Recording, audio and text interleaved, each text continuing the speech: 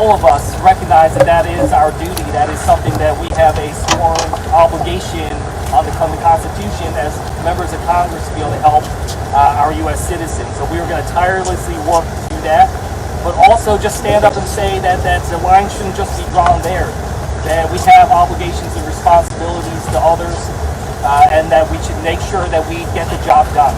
And not just think about this as some date at the end of this month, but instead think about this as what does it take to get the mission done, to get our job done and help those in need. That is something that I think all of us here are in agreement on, and something that I think we are trying to press tirelessly on to make sure that the administration gets that message and reconsiders the timeline that they are operating on right now.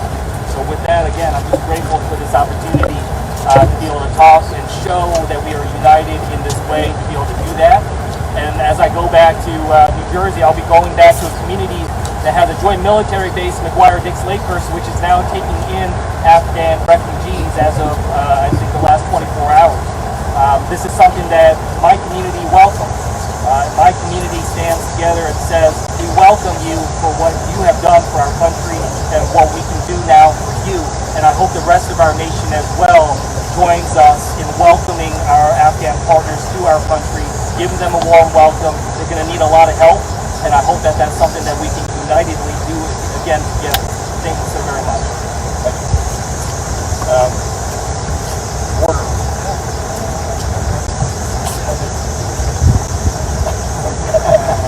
They didn't give me a list. Oh yeah.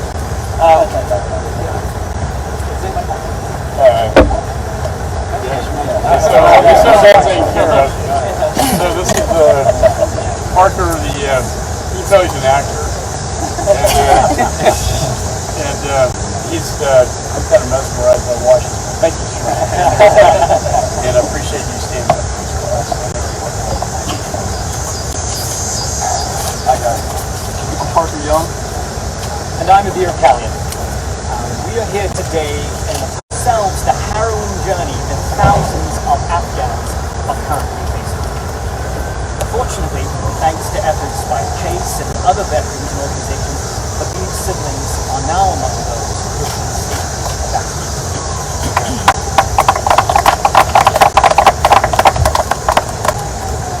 The truth is that many Afghans are hiding at home or risking their lives in dangerous conditions outside the airport. Mr. President, we urge you to stay as long as necessary to evacuate all of our Afghan partners and allies and to support them when they need.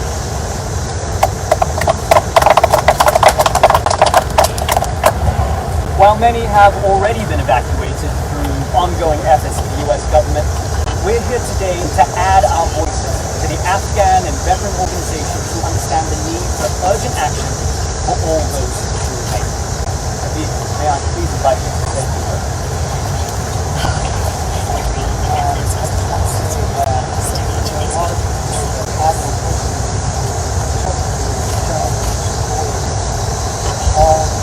They have documents, passports, they are traveling with other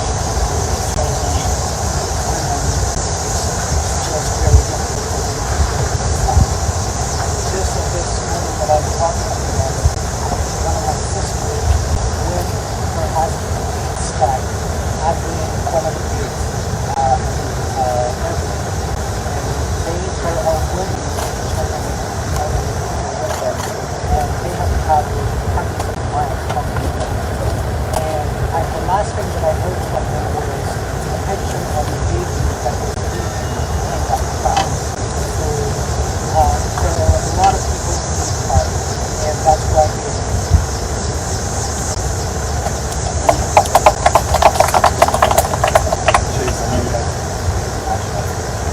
Thanks, Parker. So I'll direct my comments to the President. A couple of steps. I'm one of the many of them are up here today, that have been in the position where the end of your boot is the end of U.S. policy. That's it. We've been on that line. Just days ago, Habib and I were working to get his family out. His family was 50 feet from the gate. We weren't able to get him out. And right now, I can tell you, I'm getting texts every single minute from others that are trying to get through there. Right now there's a gap between those that are standing at the gate and those trying to get in, and it's being filled by people that want to help. So they're standing up, private citizens are trying to help, and I'm asking the President, please help us shorten that gap. So give us 50 feet, give us the opportunity to extend the perimeter and allow the military to process the crowds, get a line, help them process these people so they can get through there, create corridors so that people can get through the city and secure safe passage of Afghans out of Kabul, into the airport, and out of Kabul. Just give us 50 boot steps so we can get some of the King's family out. Secondly, we've been working the special immigrant visa and other programs for years. I myself have done this. I know what it's like to not have someone take through the process. There are a lot of tools, and we just don't have the tools we need right now.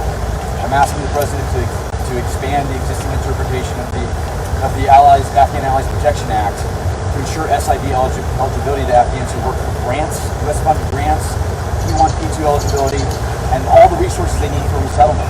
We've got to have the resources. I remember the days where you could have two suitcases. Those are gone. People are just getting on planes. They need help. And lastly, Mr. President, there's a tool that we've had available to us for years called humanitarian parole. It's been given to Cubans, it's encouraged to be given to people all throughout the world who are constantly going to face the threat that those in Afghanistan are going to have with the Taliban for years to come. That tool allows us to continue this process. Those of us in private capacity, those of us that work on this every day, keep working, keep fighting. And I just want to say, Mr. President, thank you for giving us the opportunity to talk to this. And at this point, I just want to say, Steve and I met for the first time yesterday. We did all of this by the phone. This is possible. Give us the tools that we need. Thank you, Chase. So these are some of the urgent actions that we must take now if we are to keep our promise.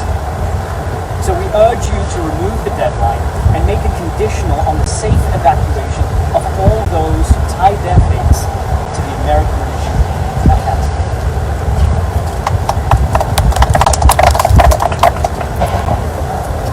Mr. President, you've often spoken about the soul of our nation. Sir, there can be no better opportunity to demonstrate to the world who we are as a nation and as a people than this moment. We beg you to act now with compassion and with urgency. Thank you. Well, let me just say thank you to the United States of Al casting crew, showing the bravery and the guts to come forward for the right thing, and we're all standing here united as Republicans and Democrats, united for what's right, and that's to save those left behind, and that's what we stand for as a nation. We have some veterans standing behind me from Afghanistan, and I would like to give them the opportunity to speak if they'd like to do so, and of course any member after that as well. And Michael Waltz, Green Beret, served in Afghanistan. Just point out here, Mike Waltz from Florida, great to serve on the ground. Just take a moment to point out a couple of things. We've had to have congressional offices devote their entire staffs now to connecting the dots and doing what needs to be done to get people out. I have members of my staff right now on the phone with people real time as they're traveling to the gates, helping them avoid Taliban checkpoints, connecting the dots with the gate guards, calling the airport. That's wrong. We're having to fight through our own bureaucracy to help fellow Americans and to help those who stood with us. I mean, just think about that for a moment, how the private sector's had to mobilize to get this done because our government isn't getting it done. But yet, briefing after briefing, we hear this happy talk we just did from the Pentagon. We did yesterday from the White House. That things are working fine. People are getting through. Americans are getting out. They're not. They're wrong.